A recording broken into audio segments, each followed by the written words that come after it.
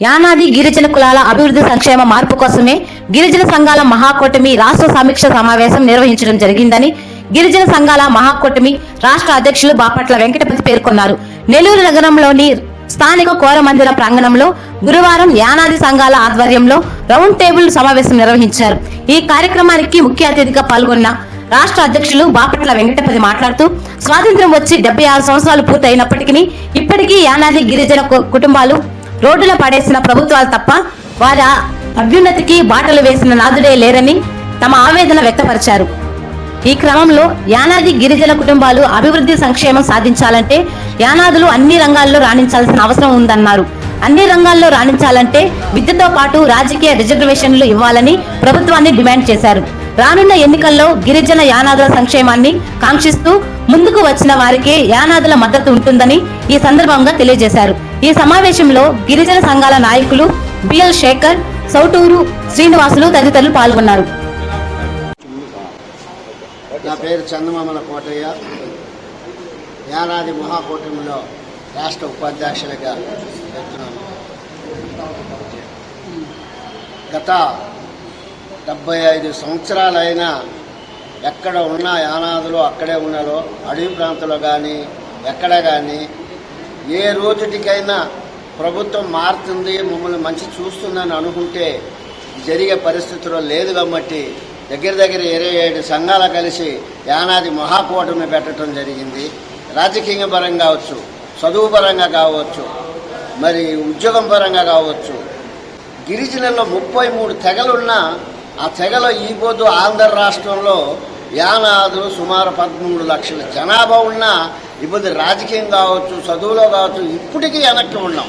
కారణం ఏమిటంటే చదువు లేదు ఒకటి అనుకోవచ్చు, లేదంటే ఈ రాష్ట్రంలో యానాదులను పట్టించుకోలేదు. రాజకీయంలో పదవులు ఇస్తున్నారు, నామినేట్ పదవులు, అది కూడా డబ్బు ఉన్నవాడు డబ్బు ఉన్నవాడికే ఇస్తున్నారే కానీ డబ్బు లేనివాడు ఎందుకు పనికిరానారని లెక్కలు అనుకున్నారు. కాబట్టే ఈరోజు మేము యానాది మహాకూటమి పెట్టి చూసినాం, మారుతున్నాం, మార్పిస్తాం, మిమ్మల్ని ఖబర్దారు నడి ఈదులో నిలబెడతామని ఈ మహాకూటమి తయారైంది. ఈ అవకాశం ఉంది. ధన్యవాదాలు.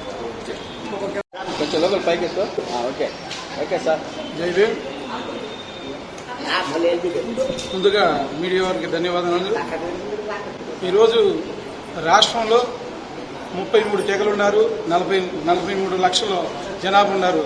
అత్యధిక జనాభా గిరిజన అయిన యానాదులు మరి అత్యధిక జనాభా ఎక్కువ ఉన్నా కానీ ఈ రాష్ట్రంలో మరి ఏ ప్రభుత్వం వచ్చినా కానీ యానాదుల్ని గుర్తించలేని పరిస్థితి.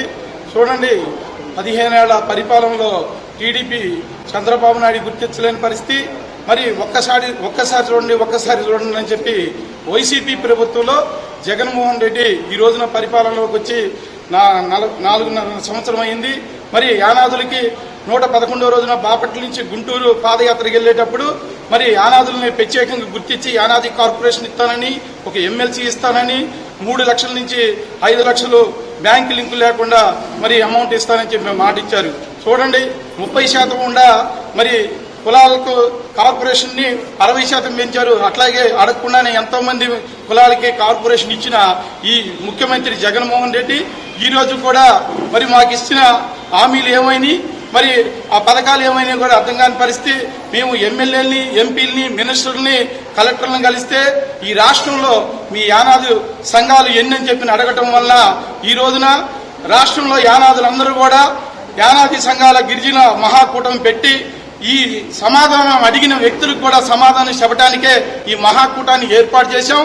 పాదయాత్రలో 111వ రోజున చెప్పిన సమాధానానికి మేము వచ్చే ఎలక్షన్కి గుణపాఠం చెప్పి సరిగా మాకు ఈ ఎలక్షన్ మూవ్మెంట్ రాబోయేటప్పటికి ఇస్తానన్న హామీ ప్రకారంగా యానాది కార్పొరేషను, మరి ఎమ్మెల్సీ, మరి బ్యాంకీ లింకు లేకుండా 3 లక్షల నుంచి 5 లక్షలు ఇస్తానన్న మాట నిలబెట్టుకోకపోతే మరి గతంలో ఏ ప్రభుత్వానికి అయితే గుణపాఠం చెప్పామో అదే విధంగా ఈ వైసీపీకి మాత్రం గుణపాఠం చెప్పాలనేదే 27 సంఘాలు మొత్తం కూడా ఏకదాటిగా వచ్చి యానాది మహాకూటాన్ని సమకూర్చుకొని ముందుకొచ్చి ఈ రోజున మేము యుడిగా లేము, అందరం కలిసే ఉన్నాం. మాకు పని చేయకపోతే ఖబర్దార్ దీన్ని సాధించుకునేదాకా వదలమని చెప్పి తెలియజేసేదానికే ఈ మహాకూటమిని ఏర్పాటు చేసుకున్నాం. ఈ అవకాశం ఇచ్చిన మీడియా వారికి, ఈ పెద్దలందరికీ ధన్యవాదాలు చేసుకుంటాం.